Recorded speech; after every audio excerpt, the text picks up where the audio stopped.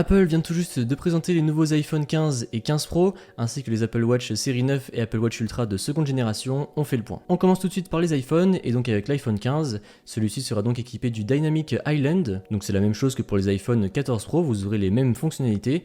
Vous avez un écran OLED qui pourra monter jusqu'à une luminosité de 2000 nits, donc c'est 2 fois supérieur à ce qu'on avait sur les iPhone 14, ce qui va vous permettre d'avoir un écran plus lisible si jamais vous regardez votre iPhone en extérieur par exemple. Pour ce qui est des tailles d'écran, toujours 6,1 et 6,7 pouces avec les iPhone 15 Plus. Vous aurez plusieurs coloris de disponibles, du noir, du vert, du rose, du bleu, ainsi que du jaune, et les finitions à l'arrière seront un peu différentes puisqu'on aura une sensation de texture un peu mate. Les bords de ces nouveaux iPhones sont arrondis, ce qui devrait faciliter la prise en main. Toujours du Ceramic Shield pour protéger l'écran, toujours résistant à l'eau et à la poussière également. Côté caméra, un nouvel objectif de 48 millions de pixels à l'arrière, un deuxième objectif de 12 millions de pixels. L'objectif principal de 48 mégapixels serait plus performant pour la basse luminosité, il devrait vous offrir des couleurs plus vives, et apparemment l'autofocus serait également plus rapide. Vous avez également la nouvelle génération de mode portrait qui elle aussi vous permettra de prendre des photos de manière plus rapide avec une détection du sujet plus rapide également, et vous pourrez même changer le focus en post-production avec ces iPhone 15, et je trouve ça très pratique puisque si jamais vous prenez par exemple deux personnes en photo, une au premier plan, une en arrière-plan, et que l'une est floue en arrière-plan, et bien vous allez pouvoir par la suite flouter celle au premier plan pour déflouter, enfin du moins rendre nette celle en second plan. Je trouve ça très pratique, hâte de voir comment ça va fonctionner. A l'intérieur de ces iPhone 15 et 15 Plus, la puce A14 Bionic, qui est donc la même que dans les iPhone 14 Pro. Selon Apple, elle vous offrirait une batterie qui tiendra toute la journée, sauf sur les iPhone 15 Plus, où là pour le coup l'autonomie sera encore meilleure. Vous avez également la puce Ultra Wide Band 2 dans ces iPhone 15, qui vous permettra de retrouver vos amis dans l'application localisée, comme vous pouvez le faire désormais avec vos AirTags, vous savez, en vous dirigeant un peu votre iPhone pour savoir où il se situe exactement. Ça fonctionnera également désormais avec les iPhones entre eux, ainsi qu'entre Apple Watch et iPhone. L'audio lors des appels sera de meilleure qualité, vous allez même pouvoir isoler votre voix des bruits environnement pour que votre interlocuteur vous entende mieux, à voir comment ça fonctionne également. Vous le savez, avec les iPhone 14, on a eu l'apparition du mode satellite pour si jamais vous êtes perdu au milieu de nulle part, vous pouvez quand même contacter les urgences via satellite. Désormais Apple étend la chose avec des assureurs pour l'instant simplement aux États-Unis, avec des assureurs de la route. Les iPhones sont compatibles en USB-C, c'était pressenti depuis désormais un petit moment et maintenant c'est chose faite. Cependant l'USB-C fourni dans la boîte serait apparemment qu'un câble USB 2.0, ce qui m'amène à parler du sponsor de cette vidéo, qui elle fournit déjà des ports USB-C 3.0. Cette vidéo est sponsorisée par Ugreen. Vous les connaissez peut-être, mais ils font énormément d'accessoires dans tout ce qui touche à la high-tech. Mais aujourd'hui, je vais vous parler de leur dernier produit, le Nexode 300W. Donc en fait, ça fait un petit bloc gris comme celui-ci. À l'arrière, vous allez retrouver en fait le port d'alimentation.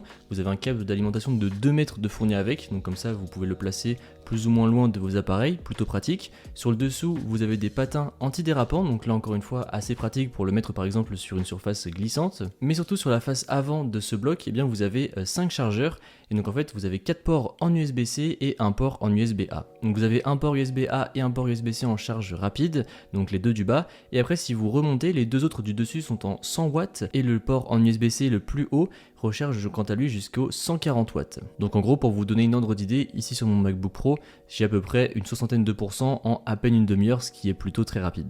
En plus de ça, à l'intérieur, vous avez plein de capteurs pour éviter que ça surchauffe, puisque bon, il y a potentiellement 5 appareils qui peuvent être rechargés dessus, donc ils ont blindé de capteurs à l'intérieur pour éviter justement que ça surchauffe et que ça n'endommage vos produits par la suite. Et il est également équipé d'un système de distributeur d'énergie intelligent. En fait, en fonction de combien d'appareils vous allez mettre, la puissance va varier, donc encore une fois, là c'est un aspect plutôt pratique du produit. Franchement, le produit est vraiment bon, je vous le mettrai dans la description si jamais ça vous intéresse, et un grand merci à Ugreen d'avoir sponsorisé cette vidéo. Pour terminer sur le USB-C, vous allez donc pouvoir recharger votre Apple Watch avec votre iPhone, ou même vos AirPods Pro de seconde génération, puisque désormais le boîtier de ceux-ci sera en USB-C. De nouveaux accessoires sont disponibles en matériaux fine woven, donc apparemment ce serait pour retirer le silicone pour que ce soit meilleur pour l'environnement. Donc vous aurez des coques ainsi que des accessoires MagSafe, tout comme des bracelets pour Apple Watch. En ce qui concerne les prix, on garde les mêmes que l'année dernière, 799 et 899 pour les iPhone 15 Plus. Côté iPhone 15 Pro, ceux-ci seront en titane, donc ça c'était assez pressenti depuis maintenant quelques temps, c'est désormais chose faite. Il sera donc plus léger que les iPhone 14 Pro puisqu'ils étaient équipés d'un acier inoxydable, donc c'est beau mais ça pèse lourd. Ils seront plus résistants et plus durables, et apparemment ce serait également meilleur d'avoir du titane pour la dissipation de chaleur. Toujours 6,1 et 6,7 pouces de disponibles avec 4 coloris,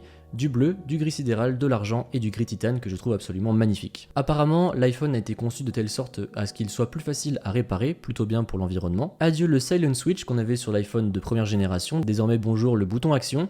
En fait, celui-ci sera le même que sur l'Apple Watch Ultra. Dans un premier temps, si jamais vous ne le customisez pas, il fonctionnera en fait comme un Silent Switch, et si jamais vous le customiser par la suite, vous allez pouvoir ouvrir des applications comme l'appareil photo, la lampe torche, faire des actions avec l'accessibilité. Et si vous poussez la chose encore plus loin, grâce aux shortcuts, eh bien vous allez pouvoir même ouvrir des applications tierces comme par exemple Spotify, Snapchat et j'en passe. Côté écran, toujours un Dynamic Island, toujours un taux de rafraîchissement à 120 Hz. En revanche, la puce change, on passe sur l'A17 Pro. Elle sera gravée en 3 mm, donc apparemment ça offrira des performances encore plus rapides que l'ancienne et bien meilleures que la concurrence.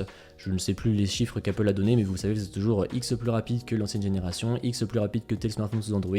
Donc bon, on verra dans la pratique ce que ça donne, même si je n'ai aucun doute quant à sa fluidité. Cependant, cette puce sera compatible avec le Ray Tracing, donc je vous montre à l'écran ce que c'est avec et sans le Ray Tracing. Je pense que ça va vraiment être bien pour jouer à des jeux sur son iPhone. Et d'ailleurs, en parlant de jeux, vous pourrez désormais jouer à Resident Evil ainsi qu'à Assassin's Creed qui arriveront début 2024 sur iPhone, tout comme le Ray Tracing qui sortira lui aussi début 2024. Côté caméra, le traitement sur le verre des objectifs a été revu. Le capteur principal est toujours en 48 millions de pixels, mais cette fois-ci il est plus grand, ce qui devrait laisser entrer plus de luminosité pour offrir de meilleures photos en basse luminosité, mais également en plein jour. Vous allez même désormais pouvoir choisir la focale directement sur votre objectif, donc ça c'est assez fou, j'ai hâte de voir comment ça va fonctionner. Vous allez désormais pouvoir shooter en HEIFF, qui est un format utilisé par les professionnels principalement. Avec l'iPhone 15 Pro vous avez un zoom x3 et avec l'iPhone 15 Pro Max un zoom x5, et vous aurez apparemment une meilleure stabilisation pour la vidéo. Et bien évidemment l'ultra grand angle de 12 millions de pixels est toujours disponible. Donc là aussi forcément les iPhone 15 Pro passent en USB-C et apparemment avec ces derniers et surtout grâce à la puce A17 Pro, vous allez pouvoir transférer des données jusqu'à 10 Go par seconde, ce qui est absolument colossal. Pareil encore une fois avec de l'USB 3.0. Autre chose possible avec l'USB-C, vous allez désormais pouvoir shooter des photos et vidéos et les envoyer directement sur un Mac ou sur un disque dur externe, donc ça c'est très pratique pour ceux qui utilisent leur iPhone en tant que machine pour faire de la photo ou de la vidéo. Et autre grosse nouveauté, vous allez désormais pouvoir shooter en 4K 60 images par seconde en ProRes, mais surtout vous allez pouvoir créer de la vidéo spatiale avec l'iPhone 15 Pro, c'est en fait de la vidéo 3D qui servira par la suite à être visionnée sur l'Apple Vision Pro. Donc ça sera disponible plus tard dans l'année, et en termes de prix, on reste sur les mêmes que l'année dernière, donc 999$ pour l'iPhone 15 Pro et 1199$ pour l'iPhone 15 Pro Max. Cependant, celui-ci commence en 256 tandis que le 15 Pro reste en 128. Donc j'essaierai de vous trouver les prix à chaque fois en euros pour vous les afficher à l'écran, et les précommandes seront disponibles vendredi et les iPhones sortiront le 22 septembre. Sur ce, j'espère que ça vous a plu, n'hésitez pas à vous abonner et à mettre un pouce bleu, et on se dit à bientôt dans une prochaine vidéo. Allez, salut!